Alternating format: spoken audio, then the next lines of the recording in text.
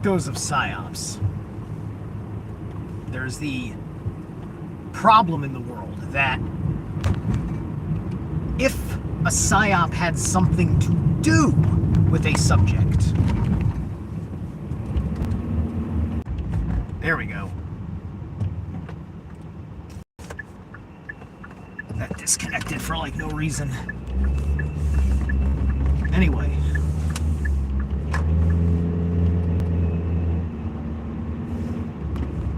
So,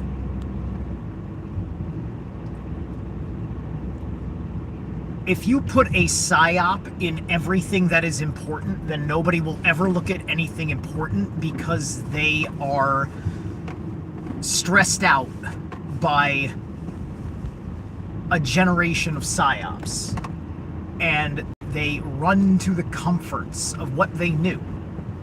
And that can happen to people who are not normies, right? There are plenty of not normal people. Wild, weird, interesting, perhaps even exploratory minds. Open to all sorts of things. But all of it is within a narrowized framework of being incapable of processing old information because they aren't smart enough to separate the psyop from it. The psychological operation has been reinforced by Hollywood-style scripting in particular, which has been that way since the intelligence agencies merged with the media industry during the Roosevelt administration in America. And then, whatever shit went on with the BBC and so on and so forth.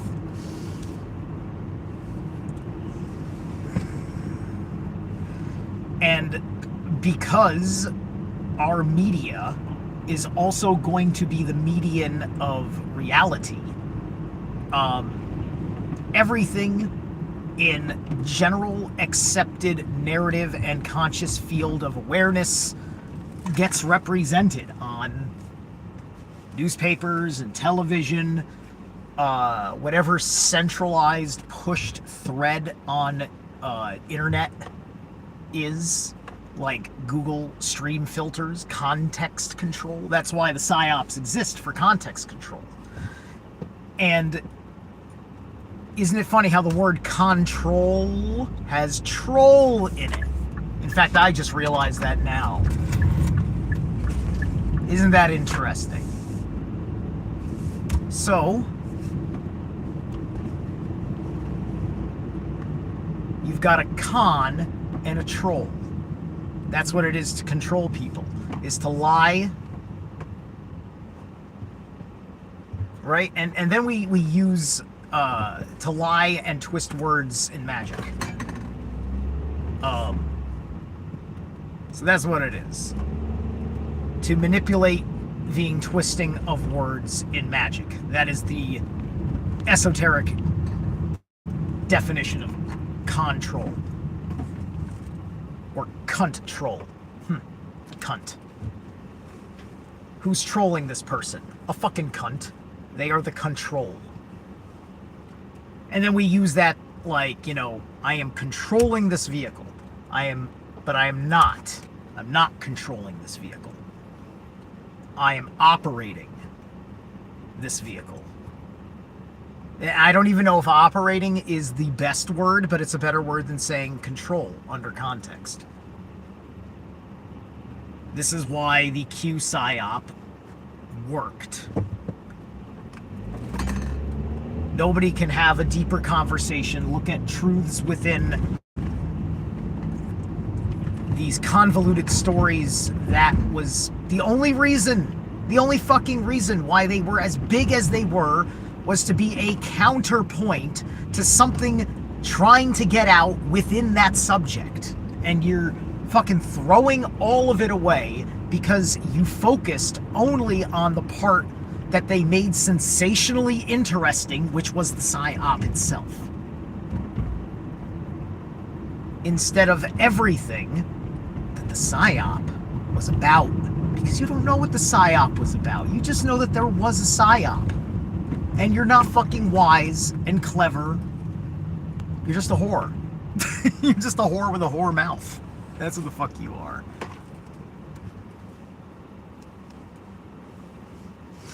Afternoon, Carpenter. And who's that? Becky? Is that Becky or Ricky? I can't see. I'm not gonna look right now. There's cars about. But anyway.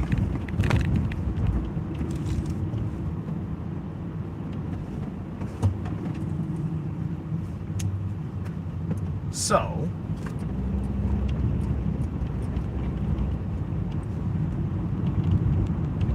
people are now programmed, have knee-jerk nervous system-based reactions to when you bring up anything that matters to you. But because it was a big, pushed conversation amongst Q narrative supporters and other psyops as such, all of it is now forfeit.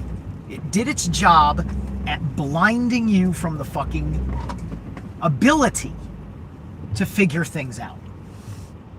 Because you conditioned yourself against the evidence. And you never sought out help from those wiser than you. Probably out of pride. And I'm not a Leo, but my Leo energies know quite a thing or two about pride.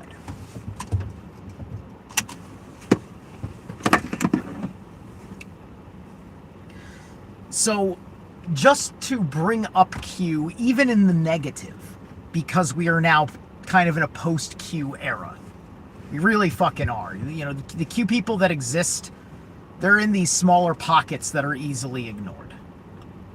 Right? Even if it's a whole lot of people, and who knows if how many places are still using bots, really. We kind of think that bots are gone, especially because of what Elon Musk did to Twitter and cleaned out a whole lot of bots. And I think kind of the same thing happened with this platform, YouTube here, where there used to be a lot more bots. And I think that sometimes when you mysteriously lose followers, you're probably losing bots that were set in to either spy on you or troll you with a certain program when you go live. Or something like that, right? You know, I can see this by the odd merit where something I can put out is objectively good or whatever, and then I get a little bit of a decrease in that. You know, it's like 1 or 2, maybe 3 subs, just randomly, just like unsub over a day or 2. Or sometimes that happens for no reason at all. Right? And so I think that's ultimately what it is. I mean, I know I throw a lot at the wall with this channel. Me being myself and all that, instead of just like dedicating a brand to what the channel is and then putting forward the front of the brand of the channel. Right? That's what I'm doing with Zerolath Shreds. You want to hear my music? My shitty music? Go to Zerolath Shreds. Go and enjoy this fucking amateur. Alright? So, you can go over there where, with the exception of these instrumentals having interesting titles that are like some of the shit that I talk about on this channel, has dick to do with any particular content matter. No controversy, really. Just me shredding. Sometimes there's drums. But anyway. I haven't set it up yet. I want to let you guys know that I'm going to have Sean Bond's lady, Yissa. Yissa El... What was it? Rish? I think, I can't remember where she's from, but she's knows a whole lot about astrophysics, spiritual sciences, as well as having her own odd and unique, quirky, magical practice. And I know both of these people. I've known Sean for like about 2 years, I think, or so. And Issa, I got to meet one time while they were moving. So I'm gonna have her on tomorrow afternoon, and so that's just an announcement. So I'll be on the lookout for that. After I get back from the gym, I'm gonna go set it up.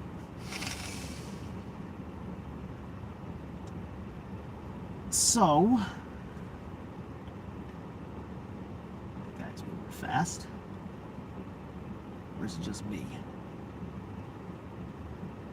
There's a jet leaving a contrail. This is a contrail.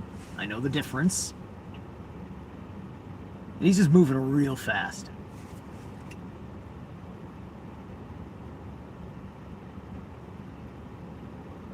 Interesting. Sorry, give me a second. I just want to see. It's not. It's. I don't know what it is. Anyway, and it looks like a conventional aircraft. I just don't think that it's a. Something about it just tells me that it's just not like a commercial flight. But it's definitely conventional. It was going like this, and then it just arced itself to go like that. But anyway, we're near Westchester Airport, but that's way too high up to be a Westchester flight, because it's just a couple miles that way. It would still be elevating. So that might have been in New York or something like that. Anywho, I don't have the time yet. We discussed it. I don't remember it off the top of my head. I'm just bringing it up because I remembered to mention it. Because I don't plan on dropping promotions when I go live. I try to give you a pure raw flow state, and so that happens when it happens. But I will set it up on, I'll schedule the live stream, is my point. Anyway,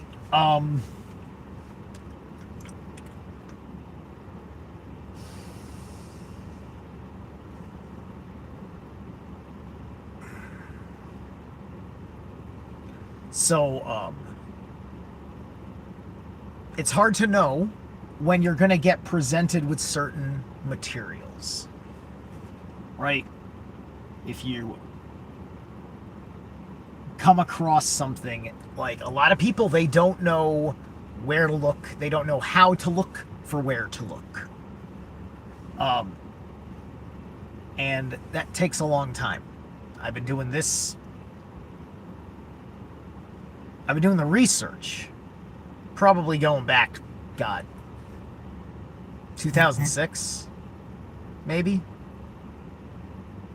2008, a little bit more so. 2010, I was pretty in the thick of it, but from a political normies world. And I was not on the, I didn't exist yet, other than in music. Like, to find me before 2010, you'd have to go look for Brain Dead.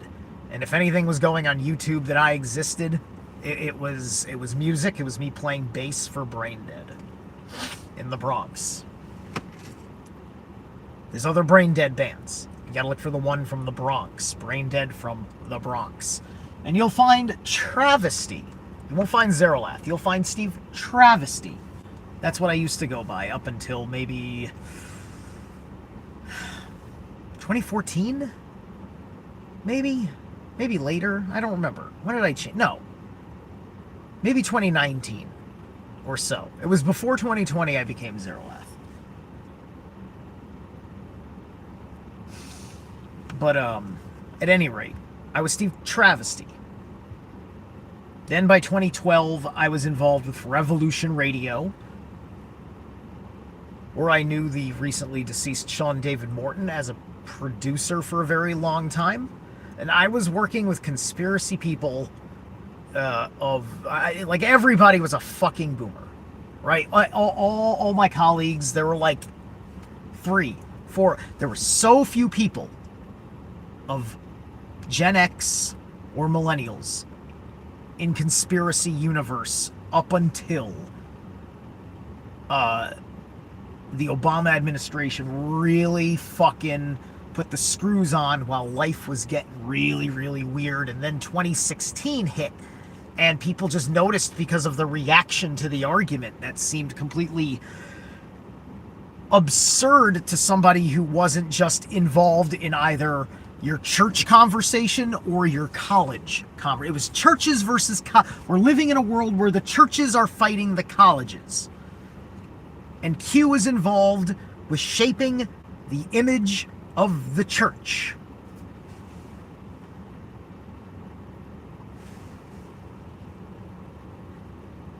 Still are. Yeah, I know what you mean. So, but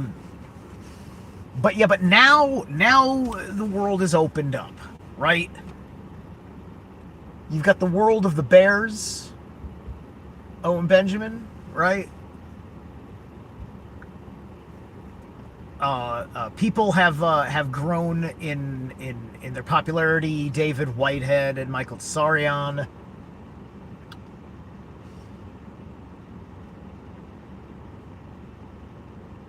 And all these other figures. Some didn't do so well. Some did awesome. Everybody leaves different kind of marks. Understanding with Seven Bomar, right? And a lot of these guys I have some fundamental disagreements with, but when it comes to me basically looking at the grandiose level of what they're trying to accomplish, I think we're allies, right? Because either it sounds like your highest value is biospherical regenesis or not. And if your highest value is that, you might just be a contentious ally, meaning that we ain't got nothing between us, and I'll just stay in my fucking lane, and you don't realize it yet, but I'll see you in Valhalla, right? It's that. Hey, what's up, Holistic Logistics? What do I think of Owen Bear? Owen's interesting. Owen, listen, Owen can, Owen's gonna have a little bit of a very traditionalist trad west kind of guy, of a semi Christian value, right? For very, very good reasons. Very good reasons. And he's the kind of guy that I would just rather see him in Valhalla as a friend, while we fight the same enemy in our different lanes, because my heart feels too strongly about things that a lot of Christians wouldn't understand, that are Christians that I think are more biospherical regenesis oriented. So I leave them alone. This includes former friends, right? Because we don't have to like each other. We don't have to fucking fight either. And there's a period of time where you get your fucking bullshit out. And then when you get your bullshit out, you're done with it. Which is why I don't talk about the fucking people that I was upset with 9-10 months ago anymore today. Really. I mean, once in a while it needs to come up in conversation. Rarely, because I'm not really interested in talking about that at all.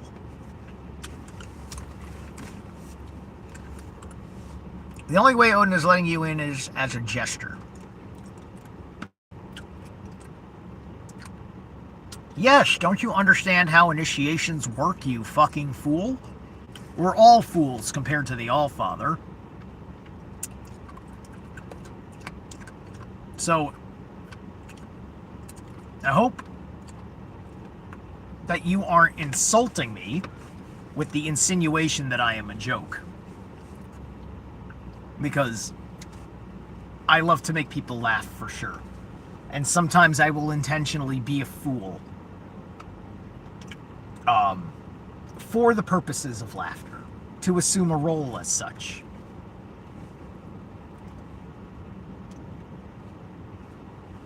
And, that's also part of Owen Benjamin, right? I take things too seriously. I can't really hang out with too many comedians. Right? I can't.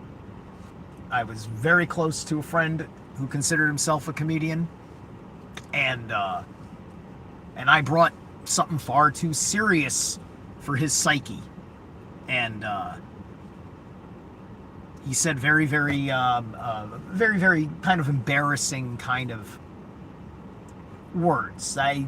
Just like as a friend, I can't believe you'd fucking just like treat my fucking my content that I shared with you in such a way in front of our peers, right? And deep down inside, he doesn't want to deal with anything difficult. He maybe thinks that he went through enough, and so therefore that's it for him, right? He went through one dark night of the soul once and did shadow work once and became a better person and didn't realize that he'll forever live on level 2. Right? For that attitude, right? Because he had to go with public approval instead of being part of the idea that your friends do things and share them with you for very good reasons. But he forgot that I was his friend, and he treated me as one of his business assets and made a business decision. And so he changed the terms of our relationship without telling me. And that's why I rage quit on his life. Full of omnipotent love. Hey Pearl, how are you? I be serious in my vids and people laugh aloud and say I'm funny. Exactly. Oh, the Powdered Dusty. Hi Powdered, thank you for the horns.